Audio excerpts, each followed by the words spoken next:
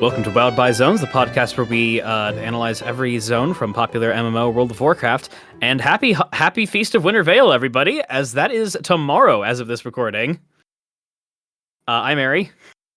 Hi, it's good to see you all. I'm Torn. Looking forward to a special Vintage Veil episode where we are all actually in the same house. So that's exciting. Yeah.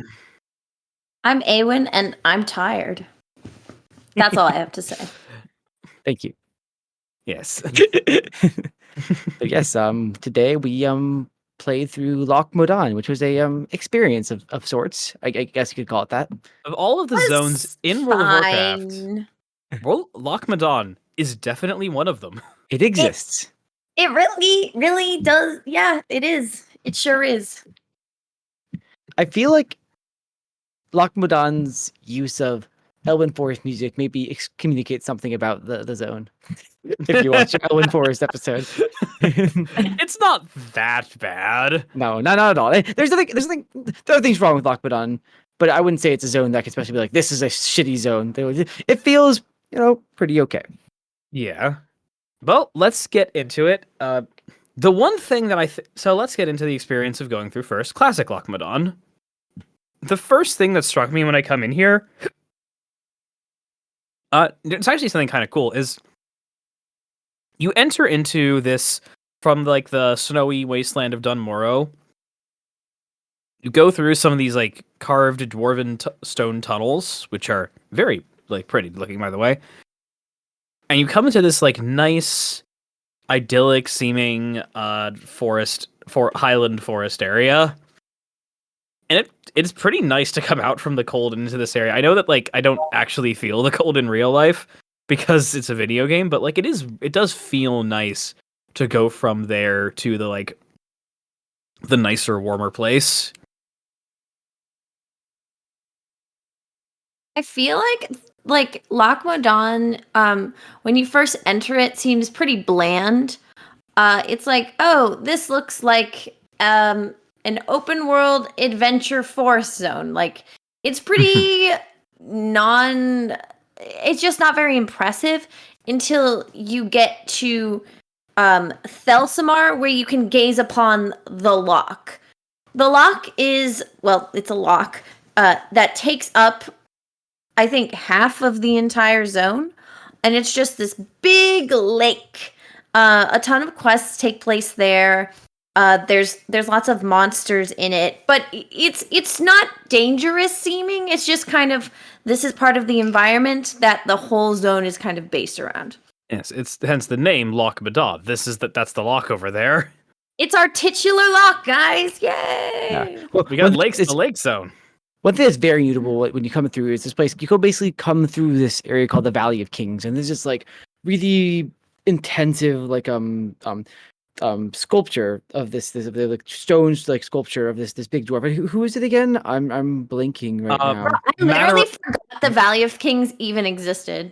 Thane Madaran Bronzebeard and Thane Wildhammer. I don't remember the Wildhammer's last name. Yes, the idea with them is... Oh, sorry, you were saying. Yeah, basically, there was a originally Ironforge, the capital of the of Cosmodan, the empire of the dwarves, used to be basically ruled by a collection of three clans: the Dark Iron, the Wildhammer, and the Ironforge, right? The Ironforge, sorry, the Bronzebeards. Yes. There was basically a political and then military struggle that came from that, and both the Wildhammer and the Dark Iron were expelled, and Ironforge became the main holding of the Bronzebeard clan. But during the Second War, when the Orcs basically were invading throughout Azeroth, there was a giant part of the war that happened in Cosmodan over basically Loch Modan, the area of Loch Modan, and then a little bit in Dunmorrow and the wetlands as well. And basically, this gate sort of represents the way that the Wildhammer and the Bronzebeard came together to put aside their differences and fight the Orcs. And basically, actually after the war, the Bronzebeard invited the Wildhammer to rule us alongside them in Ironforge, which they did refuse, but they accepted basically a permanent, like, close alliance between the Wildhammer and. Wait. I don't think that's correct. I think it's no, because the way it worked, right, was the reason is because the Valley of Kings was built is the Thanes who stood together against the the Dark Iron clan, because when Yeah, it's way over than the orc conflict. Yes, but no, but the Dark Iron Clan were they allied with the dwarves, right? The orcs, right? Kind of. They sort of like let the orcs live in their home because there was some kind of like arrangement between Cho'Gall and Ragnaros. But like, no, the big event that was like that caused the like that caused like the enmity is because the sorcerer Thane Thorson, the king of the Dark Irons, summoned for because it got into a dangerous bind after attempting to like reconquer Ironforge and got stuck on two fronts, one by the Ironforge clan and one by the Wildhammers, which did decide to band together to defeat this like guys with imperialist ambitions. And so he summoned with the seven, the Ragnaros, the Fire Lord. This is why Molten Core and so there's zones later on called Black the Burning Steppes and the Searing Gorge that are fucked up fire and brimstone wastelands. They're like that because the Dark Iron clan completely when they summoned Ragnaros, Ragnaros did that. Good for him.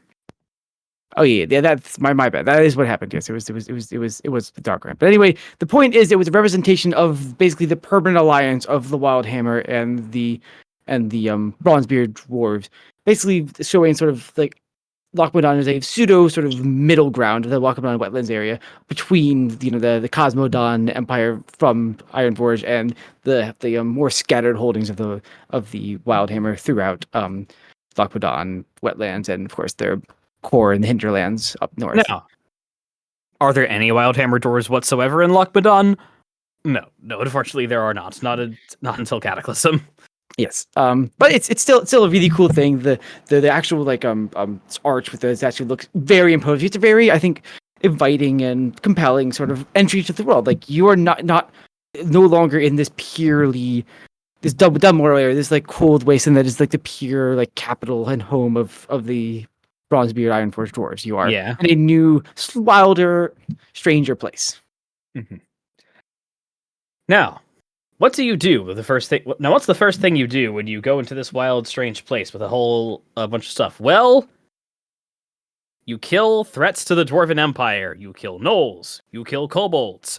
You kill trogs. And then you kill trogs. So many trogs. And then you kill trogs. And then you kill their leader. And then you kill the big boss trog and his friends.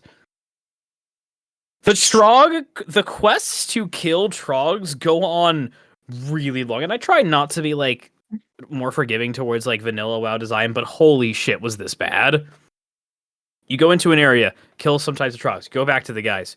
You go deeper into they say, hey, you did good, you killed trogs. You are doing good for the Ironforge army. Go back in there, kill more trogs. You go deeper in, you kill more trogs. You come back, say, good job. Guess what? Kill more trogs. You go back in, you kill more trogs.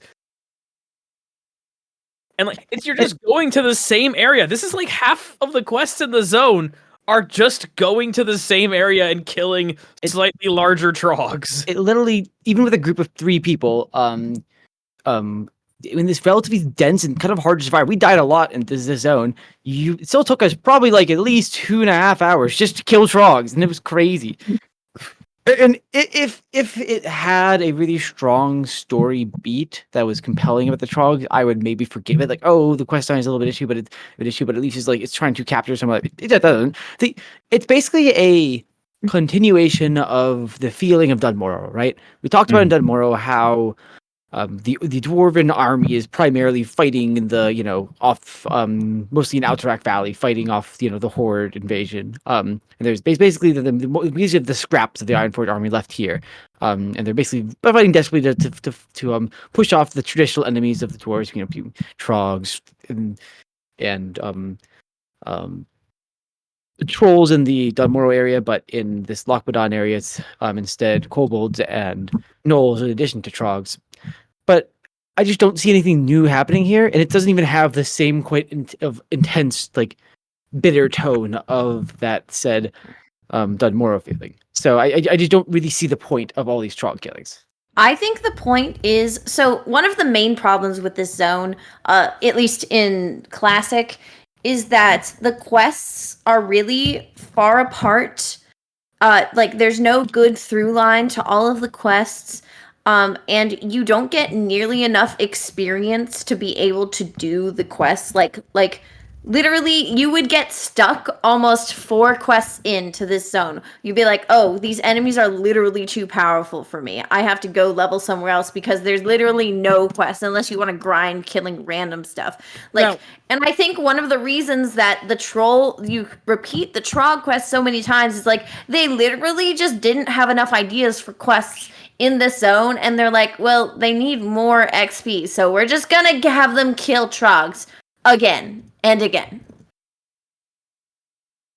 Yeah, it's bad. This part, the first half of this zone is just really bad. There's just nothing to it. There's some kind of cool like stuff about like looking at things, but it felt like we had to force ourselves to find things we liked in the first half of Loch Modan kind of at all. So you do that, you kill a whole bunch of vermin monsters that don't really have any characterization or interest to them. You do get an interesting sense with the Trogs that they are the sense of like the relation of the Trogs to the dwarves, with the fact that you see a bunch of Trog dwellings that look weirdly like simpler and cruder versions of the dwarf dwellings you see in the Thelsamar, the main town in Loch Modan, but like there's just not enough there. This is me like trying to be forgiving of a very bad area of the zone. So that's the first half of the zone. It's bad. The second half is better.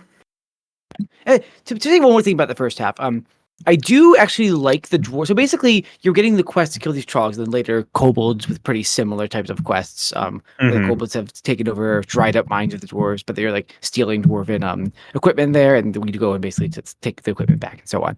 But the dwarves are in these basically really interesting, cool circular bunkers that are overgrown with moss, and there's like basically they're dug into the hills, and these dwarves are clearly, when you have these quests for them, they're like all like, oh, I'm so tired of this, we basically have a boring life. All the actual army are doing actual glories out in the world, and we're just here fighting these forever wars of these people who we clearly don't have any knowledge of. And it's like they're all like very grizzled and a little bit like, I feel like just sort of done with the world around them. But I do really like the storytelling of these grizzled old soldiers sort of just on this forever war that they don't really have really much thought about, and they just sort of like just default to that and be like, I guess we're doing this thing now. And I think the purpose of the endless trog killing quest, for example, is that trying to instill in you that sort of mediocrity, that like tedium of experience that these dwarves experience in their lives, which sort of like comes from the same experience that we talked about in Nudmora, with like people being like, I can't deal with like being in a tank. It's so miserable. Go and find me some, furs to put in my tank because I just am so cold and miserable. It's the same kind of experience. I guess, but it's kind of bad quest design. Like really I'm not willing to forgive it for that. Oh, I totally agree. I'm just trying to offer up explanation as maybe what the designers were thinking about when they put this together. I'm pretty sure the designers were thinking, I have no ideas, and they need more levels. You have a point. Fair enough. There are really only 2 bits of the zone that I felt. Well, there's 3 like ending bits of the zone that I felt were actually kind of fun, that I actually felt were memorable from the original version. The first that you're going to come to the earliest is a place called Farstrider Lodge. A little hunter lodge nestled into the southeastern corner of the zone, where you run into a bunch of like of various races. Like there's one high elf, one human. They're just like doing some they're just like running a whole like hunting lodge thing, and you run into one of the most one of who is unironically one of the most memorable NPCs in the zone. This cocksure asshole hunter man. What's his name? Daryl the Younger? God, yeah, Daryl the Younger. Daryl is a fucking jerk. He just like swaggers about and tells you like, I bet you're not tough at all. You wouldn't be able to do this cool hunting shit that I did. He doesn't literally say that, but like, his effect is like, all right, go kills, and like he gives you like some timed duration quests to kill to try to beat his like record on hunting. And you do it because you true to this spiteful asshole that he's not really anything, and just watching him get flustered and like more annoyed as you complete the quest, be like, 10 boars? Did I say 10 boars? You have to kill 100 boars now. And he's very funny. Then you traumatize him by showing him the corpse of a bear that he tried to hunt and almost died fighting. Yeah, it's just a little prank, Just a little prank. Yes, Loch Modan definitely generally has a kind of strange humor to it. Like all the dwarves in the early zones are sort of like, I guess we're doing this, and sort of making little like jokes and cracks as they sort of like live in their miserable bunkers. Then we go to this Far Strider Lodge where all these people. It's weird. Like, why is there this human here and this high elf? Because like the quest you get to like sort of humiliate him and kill the bear that almost killed him, and like show the head of it to him is just. It's just a high elf. Like, you don't see high elves very like commonly in this world at all. And it's like, why is she here? You don't learn anything about her story. I thought it was kind of strange. This sort of like quirky sort of. I feel like it must be a reference to something, but I can't really put my finger on what it is. Yeah, it definitely feels odd because Darkshore introduced you to the dwarves and the gnomes a lot better than this one introduces you to the humans and high elves and stuff. Like, in terms of a second zone, Darkshore, like, actually introduced you to other species of the Alliance in a way that this kind of didn't. Yeah, it's like, I feel like a random arrogant human noble who likes hunting just doesn't really capture, like, what Stormwind or the Kingdom of Stormwind is all about. It certainly doesn't capture any of the northern human kingdoms like Gilneas or Lordaeron. That said, well, I like Daryl. Daryl. Gilneas shows up at all until Cataclysm anyway. True. So that's one bit. That was fun. The quests themselves are whatever hunting quests, but I like the little like characterizations you got from like these from the hunters there. I thought that was like a nice little bit of questing that felt good to be in. Also, I think timed quests are just kind of funny. That's true. They just don't do those anymore. The other bit is actually the main plot of Loch Modan, which you don't really get to until you're halfway through the zone and only covers like 2 quest lines. And that's everything to do with the Dark Iron Clan. So like we talked to earlier in this episode, and we talked about in the Dun Morrow version, the Dark Iron Clan is are the evil fire-worshipping dwarves that are the ancestral enemies of the Bronzebeard and Dark Iron dwarves, hence the Valley of Kings. And they're up to some shit. They're early on in the zone, you're finding that like a bunch of shipments of gunpowder that are supposed to be going to like to an excavation site are getting swiped. And you're like, wonder what that's about. So you walk and say, okay, I sent these 3 dwarves, check on them, make sure that they're going on their way and they don't get waylaid.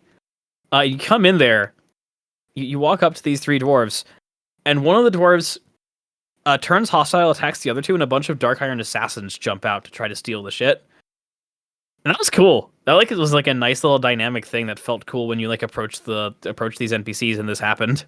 I think it speaks to the level of paranoia that you feel all of the mountaineers in general, sort of like army and people of like Dun Morrow feel, right? The dwarves were one people at one point, the Wildhammer, the Bronzebeard, and the Dark Iron, but now they're broken apart, and like anyone could be a Dark Iron, anyone could be an agent of a literal elemental god Ragnaros. So it's hard to sort of, you start to get a sense of, oh, these dwarves are so always like in this like level of paranoia. You're like, oh, that seems like a little bit ridiculous, but you sort of see, okay, that's where it comes from. It comes from this level of, oh, anyone could be an enemy, right? And dwarves really have 2 passions. Those are alcohol and archaeology, right? Yeah.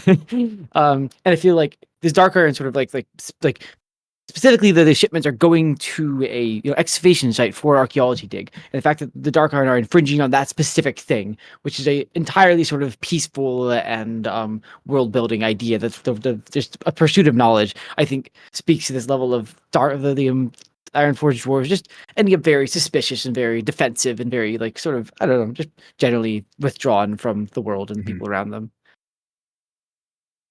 Yeah, no, I think I'm inclined to agree there. There's an escapism to the experience of being a dwarf, which I think we saw really strongly in Dark Shores, like goofy, dementia riddled man. I fucking love that guy. Best NPC so far. Yes, he's fantastic.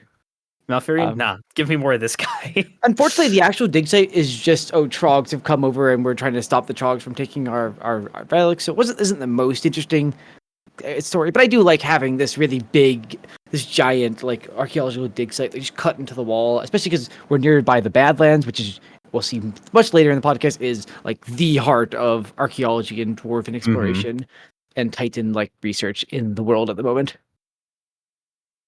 Yeah, I think I'd be inclined to agree there. And no, that's about it. And then so the Dark Iron thing leads into the last major quests in the zone, which is a whole cool like gunpowder plot. There's a dam that's meant to be like there's a dam that like there's like a tall, cool dam that is beautifully carved, by the way, with like the faces of dwarves. When Ari says tall, to be clear, what he means is like literally Hoover Dam levels of enormous. It is a ridiculous dam. And this massive, just beautiful marble construct with the faces of dwarves spitting out the water. It's so cool. You go there. There's no quest things that like actually tell you to go here.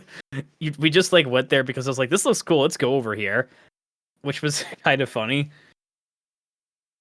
And it turns out there's basically a whole quest line that takes you into wetlands and back. Wetlands is the next zone that comes chronologically from doing like Dunmorrow and then Loch Modan and then wetlands, like more dwarf story. And basically it takes you into an active war zone between the Dark Irons and the Bronzebeard aligned dwarves. Where they're actively fighting, and you're asking about this new weapon, like gunpowder thing that you found. And basically you're told, whoa, this shit's really fucked up. It gets more explosive when it's put in water. I think that might be bad. And you're sent back. And when you get back, they're like, oh no, that's not good. They'll probably use it to blow up the dam. And then you go underwater and you find you're like, okay, so like me, I was expecting like a huge bunch of explosives like tied at the bottom of the lake, like right next to the dam. But there's literally one barrel. That barrel is like not even like 1/100th the size of like the dam. It's like ridiculously tiny. Like it's shorter than a gnome is, and it's really like that was just one thing that was really funny for me. But anyway, like it's still a good quest line. It's just that part is really silly. And then you find it. You what do you do next? Something. You find it. You defuse it. You defuse it with some like you have to go find some reagents from like spiders and stuff around you. One of which is from the Ogre Place, which I guess is the last thing we'll talk about from Vidal Loch Modan. There's really not much to that zone, huh? But I do want to like mention again, like as Aben was talking about with the March through Westland, it's a really cool quest because it takes you across not just like a little bit, it goes you across the entire country of the wetlands, which is like to the fringes of the Ironforge Kingdom of Loch Modan. Like across the, you get to basically the edge of the bridge and you cross the bridge and you are now in northern Eastern Kingdoms in complete like no man's territory of where the old human kings used to be before they all fell apart. And you come to the bridge, and it is I miss those guys. Fucking completely been taken over by the Dark Irons. The northern, it's a war zone. It's a literal war zone. We come like this is the war. This is like one of the parts of the war. The parts of like the actual dwarven army is that like everyone's sort of talking about and referring to constantly. So they're getting that little peek into that extreme conflict with the Dark Irons, where the army is actually like putting themselves, like what all of this is really about, and why we're always referring to in both Dunmorrow and Loch Modan. I thought it was really cool. I really appreciated that quest, and the trudge through wetlands, what I think was a big part of what made it compelling. Mm-hmm. It was definitely the best quest line in this zone, like by far. Easily. There's not much competition, to be fair. Mm-hmm. And I do want to say I did like that, like the one like Dark Iron guy you fought, who was like at the beginning of like the gunpowder plot, is just this fucking maniac. This just explosives wielding maniac that tries to blow himself up, and is just like this creepily devoted to Ragnaros the Fire Lord, which I like that. It's like the first like little bit of characterization you get of the Dark Irons besides their evil. They are fanatics of this dark fire god, which I think is a nice little way to like introduce them there. as an antagonistic force. I always thought he looked more like a lava lord, you know? His title is the Fire Lord. I know, but he looks more like lava. He should be the hot rock man. Yeah. The hot, Ragnaros, the hot rock man. You heard it here first, folks. But yes, We should rename every iconic WoW boss. yeah. Garrosh is mean orc man. Jaina is redacted. Hot lady. Anyway, Jaina is hot lady. Shut up. Don't be mean to Jaina. Jaina is redacted. Oh no. Basically that's almost the entirety of the zone. Like beside and outside of that, there's these ogres and they're in the corner and they're bigs and bads. They're kind of cool in terms of a gameplay sort of things. They're elites to be really careful. You need to go into their group. These like there's some like difficulty of gameplay in that regard, but they're not really connected to the rest of the story at all. It's nice to like see ogres for the first time because ogres are a serious powerful like creature in this world. They are one of they're probably the other main invader of Azeroth from the Outlands along with the orcs. So it was cool to introduce them there, but really there's not really much to it. It does not feel like a storytelling conclusion. They're not associated at all with the Dark Iron or associated at all with the Trogs or anything really in the zone. So if you're not familiar with World of Warcraft specifically, but you are familiar with other fantasy series, what do you think ogres are? Congratulations, you're right. That's all they are. Hey, Cho'Gall's the best guy ever. There's more to them that is not presented here. Yeah, you don't really get to see more about ogres until all the way up to. I mean, you get Maradon, Dire Maul. Dire Maul. So there is ogre stuff in Classic. It just takes a while to get to. It's nice to see the first glimmer of them. But my biggest frustration with this Classic zone really is the fact that like we got Trogs, and then we got kobolds and gnolls in the beginning, and then there's like this hunting's lodge, and we also got the Dark Iron and these archaeological dig, and then we got this dam, and there's ogres, and I get what's the point? I don't really understand how these things all come together. Yeah, it doesn't really make sense. I feel like none of our other episodes have been so linear. We just talk about the story X, Y, Z, so on. Right? Most of our stories have been like, oh, there's this theme here which connects this and this and this and this and this in the zone. Really, I don't really find anything here in this Loch Modan. It's just sort of a bunch of like I'm on a gameplay level. Besides the really bad leveling arc, the gameplay isn't terrible, and the Trogs, of course, and this Trogs quest. Gameplay isn't terrible. Some of the quests are fun. I like the escort quest for the Dark Iron stuff and the explosives. I enjoy like the ogre stuff. I really like going through wetlands, but really I find it really hard to put together the cohesiveness of the zone. Yep. It was kind of boring, gotta say. Mm-hmm. But I think Cataclysm, did actually a decent job of fixing the zone. And I want to talk about Cataclysm now because I really don't think there's anything more to talk about in Vanilla WoW. It really isn't Vanilla. There's a reason that literally no one ever talks about Loch Modan. But and then you got Cataclysm Loch Modan, which goes from mediocre to pretty okay. I would say it goes from bad to mediocre, but so in the Cataclysm, the giant dam that is like I would argue that the dam is almost like the physical manifestation representation of the power of Ironforge, of Cosmodan, of the country of the dwarves, has been destroyed. It is completely shattered. The loch has drained down into the wetlands, and it's almost entirely empty now. And it's just a kraken. There is a kraken.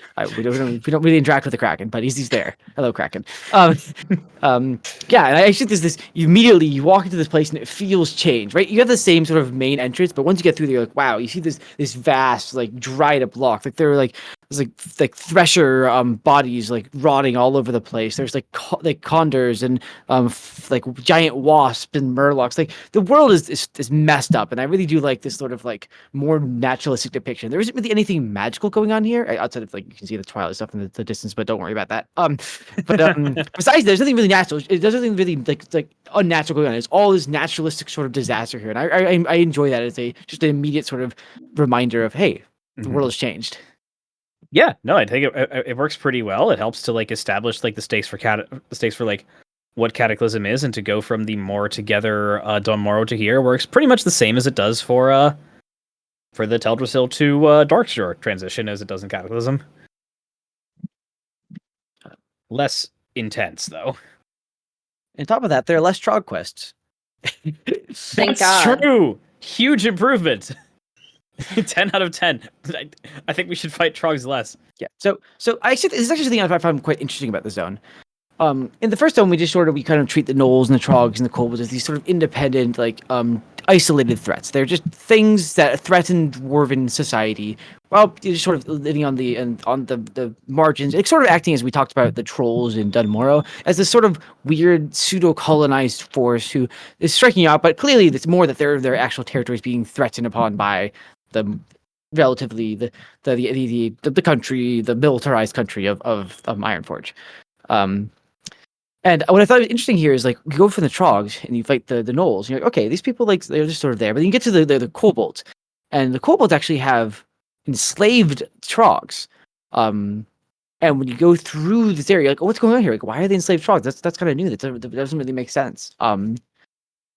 And you go through that cave, you find the very deep. There's actually a gnoll at the bottom of it, sort of commanding the whole operation. So you're like, what is going on? These different humanoid races, which are not.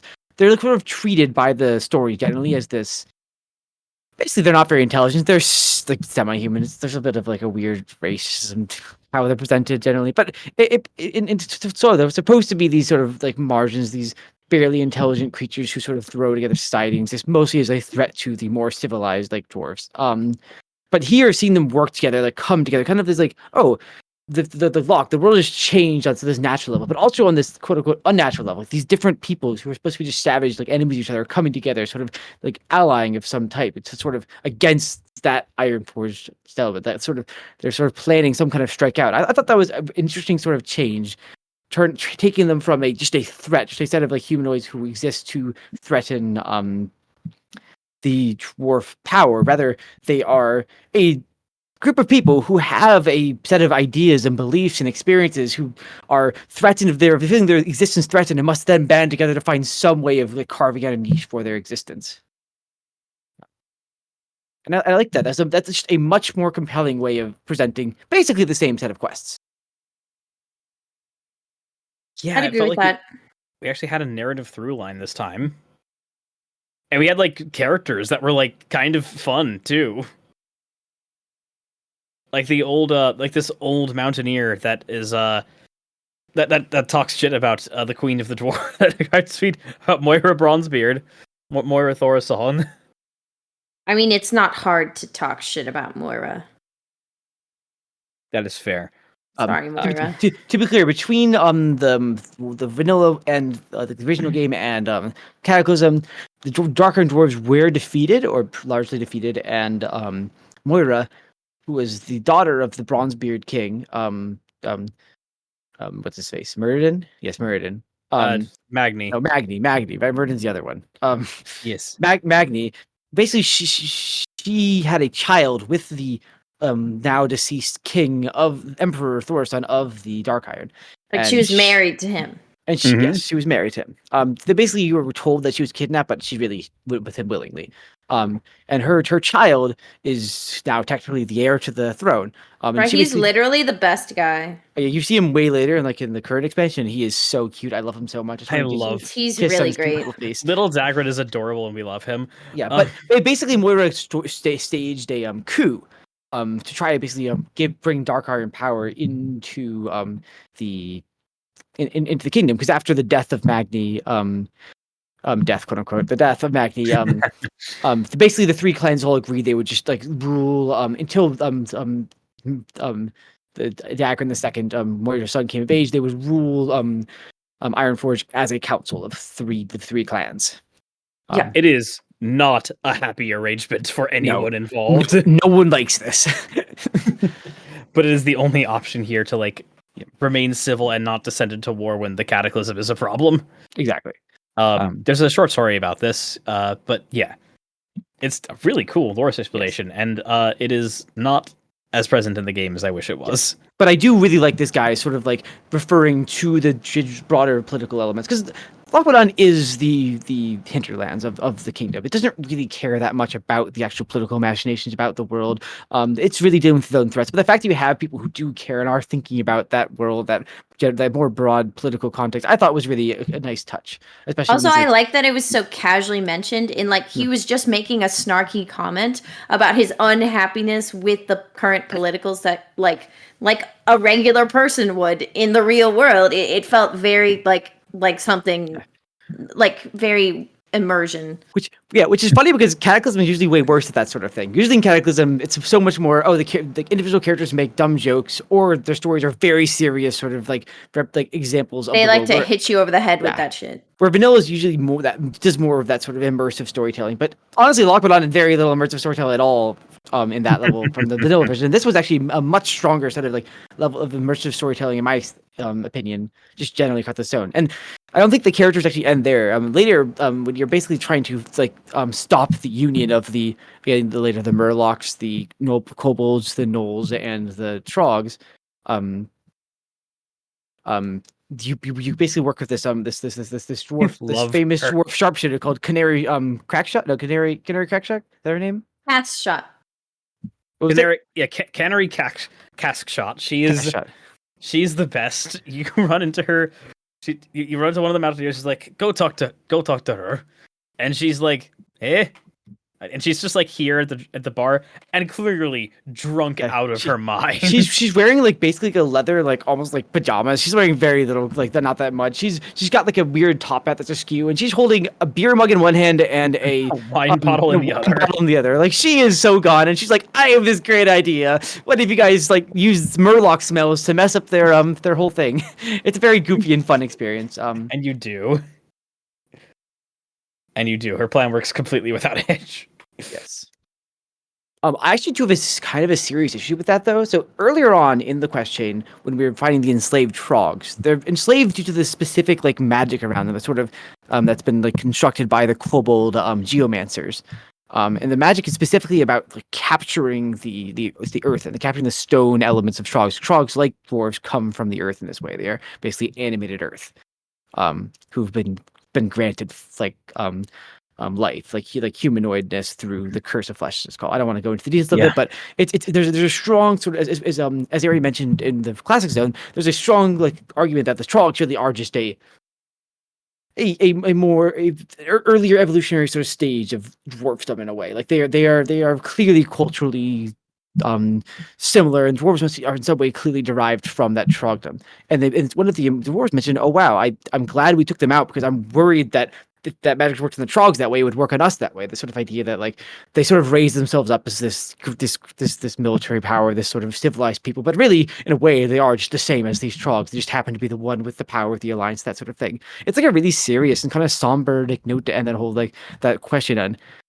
But then the Canary quests are so goofy, and her plan to like blank up the whole alliance goes up without a hitch, sort of like deneutering the whole like threat of these different like people coming together. It almost like feels like it returns them to that safe savage perspective, which I think really neuters how compelling I thought the actual idea of them coming together, of them sort of raising up, like building a society, building a like an alliance against this like threat to them, which you sort of would associate with a more quote unquote good guy perspective. Especially because you could very easily.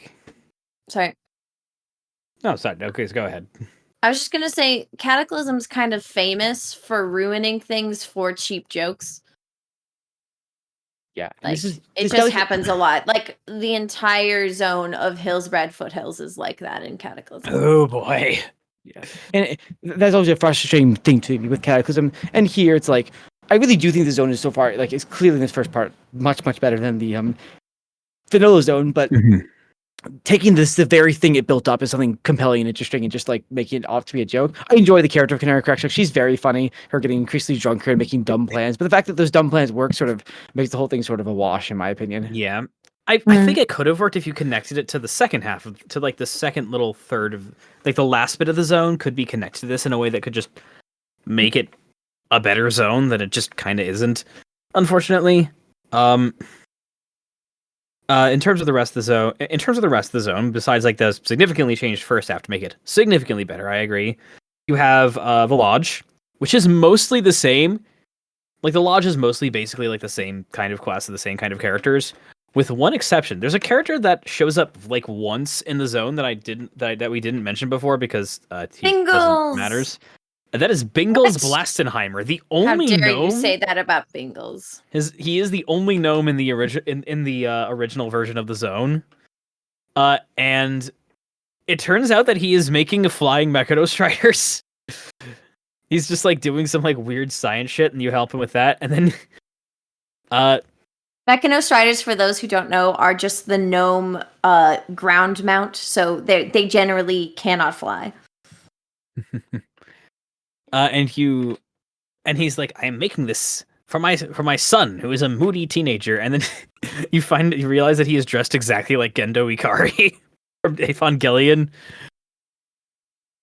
I know some of the references in here are a little much in Cataclysm, but I did find very funny that like just you had these gnome and this dad and son doing like trying to do like a piloting thing, and they are clearly dressed like Gendo and Shinji Ikari. Yeah, and he's literally like, I want my son to get in the mech, and he's like, but my son's all like moody and teenage like, and I need you guys to go and like convince him. It's really. I feel like when you actually meet the son, though, he's not that moody and teenage. Like he actually has reasonable problems. Yeah, exactly. He's a little mopey, but yeah, he. But like honestly, I'm on his side. To be fair, I kind of think the same thing about Shinji in Evangelion. Yes. I mean, fair, but I don't think Ando isn't annoying like Shinji is. Yes. And Ando leads us to the last part of the zone, which is surprise. The big bad, the people who like were causing all the calamity stuff, is the Twilight's Hammer, the evil cult from Darkshore. Cho'Gall is the best. He's the leader of the Twilight Hammer. Yeah, you find out some He's lore awesome. about what their whole deal is. We know that they are servants of. They were originally an orc clan in Outland that was merged with ogres, and their leader was this ogre Cho'Gall. And it makes it.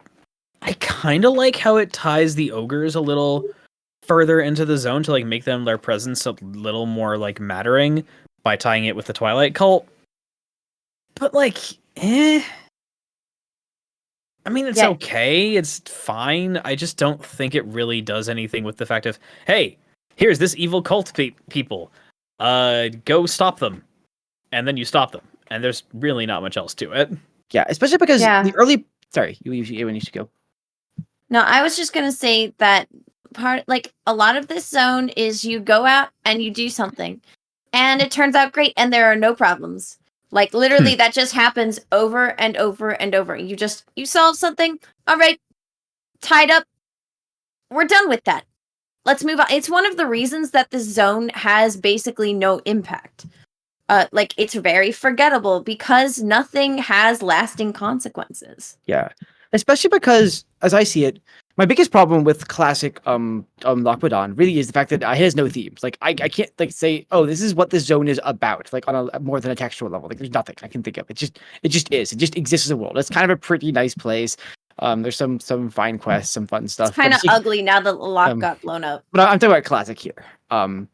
And then, but in Cataclysm, we have some cool stuff. We have this like alliance of these different peoples who, have been suffering under like the fact that because dwarves don't actually properly like maintain their borders and like have their armies off to the side. They sort of let their like basically independent militaries on these like little bunkers sort of run these places, and it's just how you slaughter trogs. And like you've clearly built a huge enmity and like the huge threat for these people who are coming together to like strike at the dwarves. And well, who's right there? The Twilight Hammer, the orc. The whole point, like a big point of the Twilight Tribe is they grab these basically left out groups who've been left out by the Horde Alliance and the general sort of civilized society. They say, come to us, like we can give you shelter and safety and power, right? Which like it would be a perfect sort of thematic idea. It's like, oh, we take these guys from the first half who are working on that level, we bring them into the Twilight Hammer, like they use that alliance to then like defeat the dwarves and at least on some level. I think that could like say something about like how basically the abuses of the Dwarven Empire, which it really clearly has, and it clearly sort of like the build up in the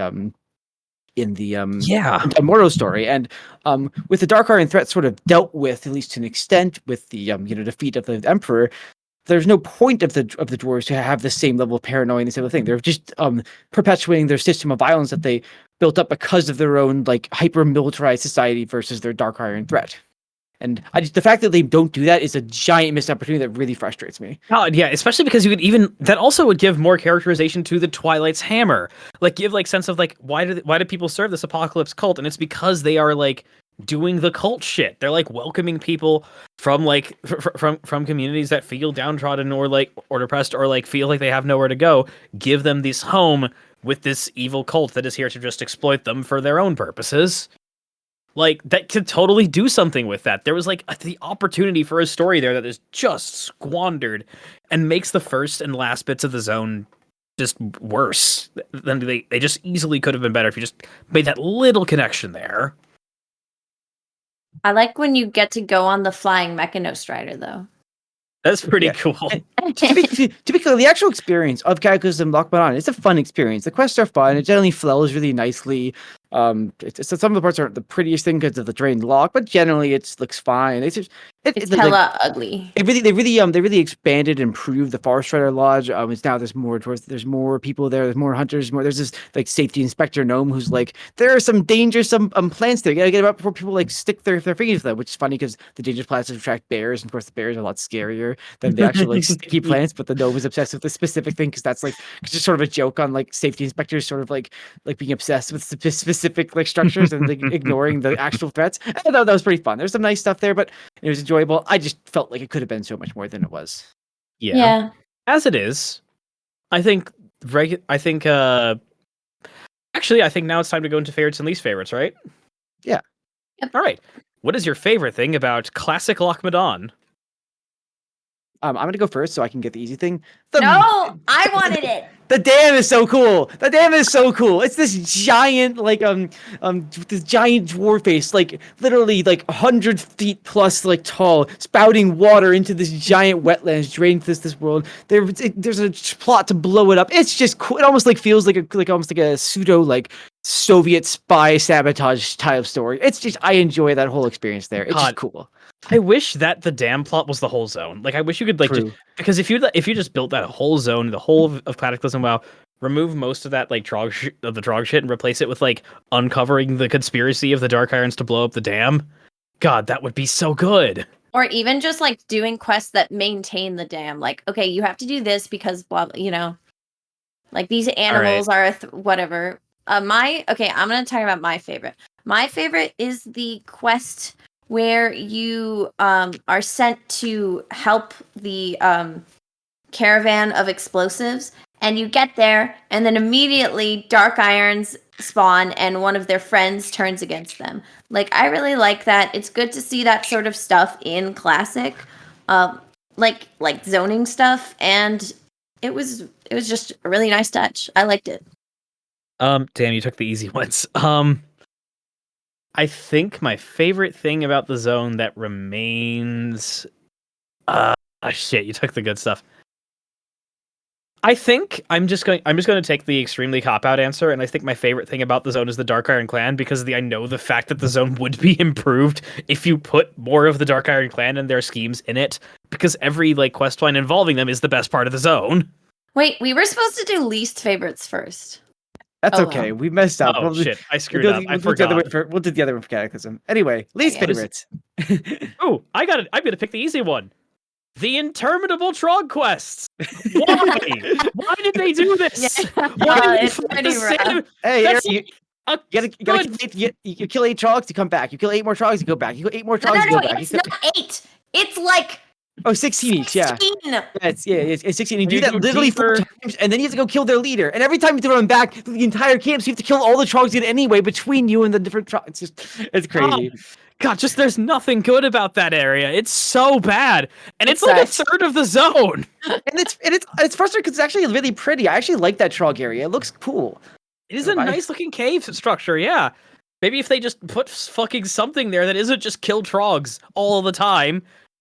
Like, maybe they could have like done some sort of secret Dark Iron hideout. Maybe if you made it into a dungeon. Actually, it'd be a really cool dungeon area. Like, make an actual proper Trog dungeon. Like, have like some like actually like characterize them more. I don't know. I think it would be nice. Maybe I think you should I think you needed to replace the Trog shit with more Dark Iron Clan stuff to make the zone better.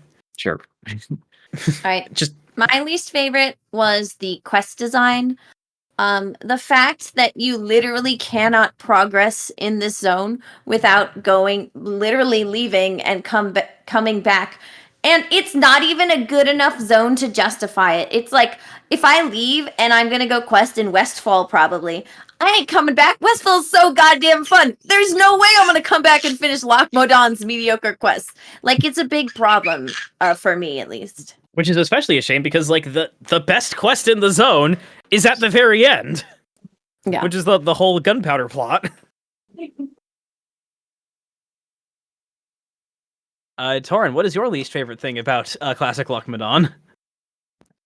My least favorite thing about classic Loch Modan was probably the fact that the loch, supposedly the center of the zone and the most like geographically like compelling and like cool thing that exists in that zone, didn't really have any quests like associated with it. There's no. Excuse me, I know we killed crocodiles around the loch. We did. That's I mean, there were a few things. There were some frogs in the middle we just dealt with because you're finding Bingle's tools there, and there were crocodiles. Those two things were literally all. There was nothing else. There was no humanoids around the lake. There was no like. There were threats in the lake. We didn't do anything with them. There was no corruption stuff. The lake, as this like loch, as associated, with the dam is what is compelling visually and storytelling wise, and sort of like geographically about the world. Why is that not what is important about this actual zone? Why are you not taking the thing that is in the name of the zone, the Loch Modan, and doing something with that? That is really frustrating me. Yeah. All right. Rip. What was your least favorite thing about Cataclysm Loch Modan? My least favorite thing about Cataclysm Loch Modan is the fact that it undercuts its own story. I hate how we resolve that whole story in the first half of the zone, and I hate that story is not connected to the greater threat of the zone, because that is something that I think could be a really compelling idea that could actually push Loch Modan being a really good zone. Because Loch Modan, like all the pieces are there for this zone to be a really good zone. It just doesn't come together, and I think it's largely because it's like the whole need to have a funny goofy character and do a funny goofy quest, and I hate that. My least favorite. Oh, sorry. Are you done, Torn? Yeah, I'm done. That was it. My least favorite part is the Twilight's Hammer part, just because I feel like there's so much lost potential, because you could make that part feel absolutely terrifying. Loch Modan is in the shadow of the Bastion of Twilight, a raid of Cataclysm. This giant tower you can see from the entire zone, and it glows purple.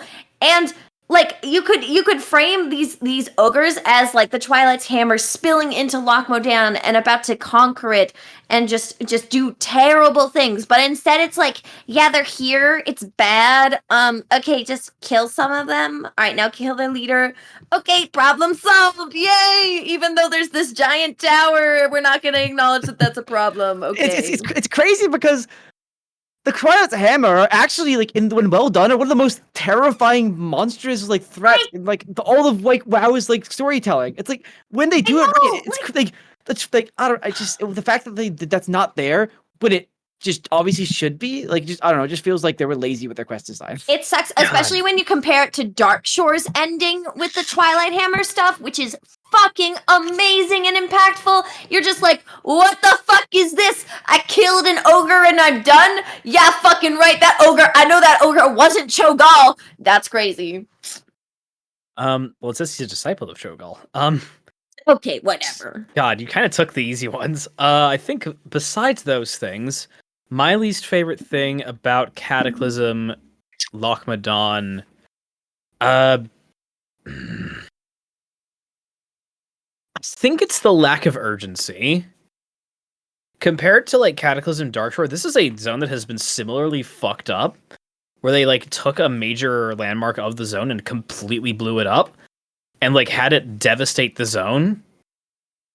And there's just no urgency. Darkshore, especially at the start, had this sense of urgency that is just completely absent in Loch Modan, that you could have just very easily gotten with, again, creating this connection that would have made the zone better. And it contributes to like the whole feeling here that like everything is wrapped up nicely with a cute little quest that like does what it needs to do, and that's fucking it. That lack of urgency, I think, really, really, really, really hurts Cataclysm Loch Modan. Agreed. What was your favorite thing? My about favorite thing, Cataclysm Loch my Modan. favorite thing about Cataclysm Loch Modan is a single line in a quest, and that is after you defeat the kobolds, you come back and you have the person say, "Well, I'm glad we defeated them before they could use that magic that they used to enslave the trogs and us dwarves." Just that single line. Because I think it's sort of just it hints to this like much more sort of insidious sort of like colonial presence of the dwarves in Loch Modan, and then of course implied like later in Badlands, in Wetlands, in all their holdings of Cosmodan. Which is I think it really like definitely the strongest part of Dunmorrow, an idea I really wanted to see spreading onwards, and I just mostly is lacking here. And that little line, sort of like bringing you back into that, I thought was really compelling, especially because it's from a character who is a really exciting character. He's a cool character. This grizzled old soldier who's like makes snarky comments about his own political context, but it's like what actually matters to him. Sorry? It's not him. It's not him who says that. It's just right. it's his young assistant who says It's that. like assistant, sure, but it's in the same context, right? In that same, like that same sort of world. Obviously, he's gonna be influenced. This is his young assistant, so on. But that's fair. But I just really like that line. I like that story. I like that idea. I like Cosmodon as a concept. I love Cosmodon. I love the Dwarf Kingdom. I love Ironforge. It just feels very shafted, and I feel like these little things that sort of hint to something deeper, something more compelling, are the things I love most about the dwarf story. I think I'll take an easy one here. I think my favorite thing about Cataclysm Loch Modan is how the flow is very nice and doesn't suck. The way the flow in vanilla Loch Modan is just not there. The quests actually like flow from one to another nicely, and I liked that. That was and I liked that there. No, sorry. There's also a second thing, unless anyone's gonna say it, but I You said your thing. You don't get your thing. I said my You flow. said your thing. I said my thing. It's the flow. Isn't it crazy how like you can play through the zone and like actually like be in the zone and not have to leave and go to Westfall, halfway across the world? Yeah, That's crazy. I love that. I love how the zone is. I like that the zone makes me go to Westfall because Westfall's the best. Gotta say, that's positive. Intentions I luck on not be able to finish in Classic, so you would go to the better zone. Yeah, they even put a guy who sends you to Stormwind, and it's like, hey, go to Stormwind. My favorite thing, I think, is actually it's Bingles and Ondo. Like, okay, so gnomes are fucking stupid. Like in the WoW world, they're just a big goddamn joke all of the time. They don't do anything that has any impact. They're not in any of the cinematics. They don't do anything. Hey, like it's embarrassing. Hey, one of the in-game cinematics, Geblin Mechatork was in his cool giant robot and punched a demon in the face. It was awesome. Amazing job. Good job. Whatever. And I really liked, and Bingles is doing the typical gnome things, like he's inventing stuff, it's not working, blah, blah, blah, but he's doing it for this specific purpose with his son and his legacy in mind, in a very human kind of way. And then you meet his son, who also is like a pretty fleshed out character, like insofar as a WoW NPC that gives you 2 quests. But he like has this personality, and he's like, I want to save these people. I believe in these things, and like he's actually taken seriously by the narrative, and I really enjoyed that. Like it's something that you don't see a lot in WoW, just because gnomes are a big joke. Like I main a gnome, so like I appreciate this more than most people do. But I really liked that part. And to briefly like comment on that, I also like Bingles, like he mentions, like the reason why he's building his flying machines is because he wants to retake Nomergod. Like he thinks like this is his military like eventing sort of like contribution he can do to bring back his homeland. So it's almost like you talked about when you talked about the sort of like legacy of his child, it almost feels like because his child grew up out of Nomergod. He's like was probably a young kid when Nomergod was fell, and so this kid never grew up with Nomergod. So it's like in granting him the plane he wants to retake Nomergod to his son, he's trying to grant him his own child as a like experience his own power, and I think that's really cool. Yeah, I think it's for once like well handled gnome stuff, which is crazy. Would you say that your favorite thing was how you found Bingles? Incredible. I don't know why. The fact that the original quest to find him is called Find Bingles is just deeply funny to me. It's very goofy. Yeah. So the basic Loch Modan, it's a zone. It exists, as we said at the beginning.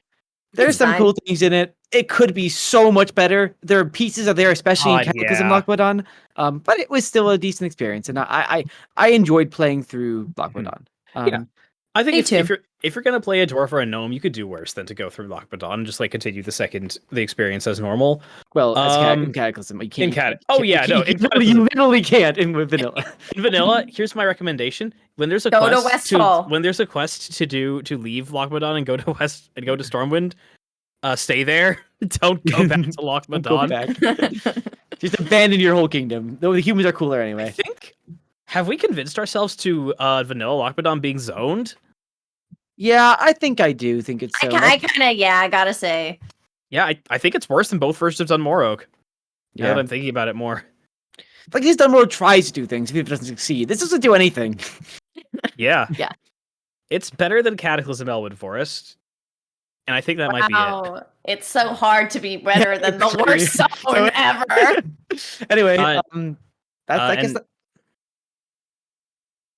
I'll do it. Okay, so that's what we think, guys, and we also think that the Cataclysm Loch Modan works. It goes in the works category because it Yeah. works. Yeah, it is a competent zone that flows well and like is fun to go through with WoW game if you like WoW gameplay. Yeah. Anyway, thanks for listening. I'm Torin. Wait, Oh, what about our this next zone? Our next zone, I forgot. yeah. This podcast is continuing onto another episode. Crazy. Yeah, I know, right? It's I almost like thought we were there's a bunch. done. Aw. No, there's I'm so just many kidding, I'm more just kidding. We've already hit the peak in Loch Modan. There's nothing more. WoW is peaked here. No, it has. Anyway, there's so many more zones we need to go through. At least 5. Anyway, our next zone is going to be Silver Pine Forest, the second the second But undead zone.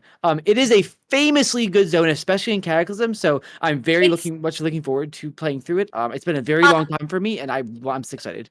It's Oh, actually yeah. garbage because they removed the line where Garrosh calls Sylvanas a bitch. So, like, I don't even know what the point of playing it is. Oh wait, Like, they I just did. say, why would they do that?